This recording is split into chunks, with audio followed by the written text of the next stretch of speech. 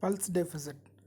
One of the thing that you have to check for when the patient has irregular rhythm, because the common causes for irregular rhythm are atrial fibrillation, ventricular premature contractions, and atrial tachyarrhythmia with varying AV block.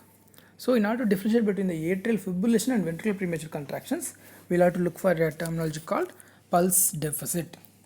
You need two members to check this. One has to count the pulse rate and another one has to auscultate the heart and count the heart rate. So the difference between heart rate and pulse rate is called as pulse deficit. Remember, you need two members to check this. How to differentiate between VPCs and atrial fibrillation?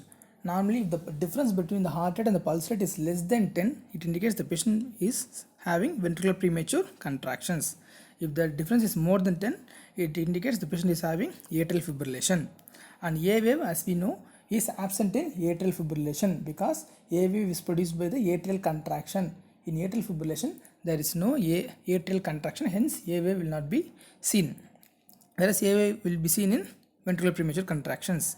On exertions, that is on doing mild exercises, your VPCs, that is ventricular premature contractions, disappears, whereas the pulse deficit in atrial fibrillation increases or it may persist at the same level.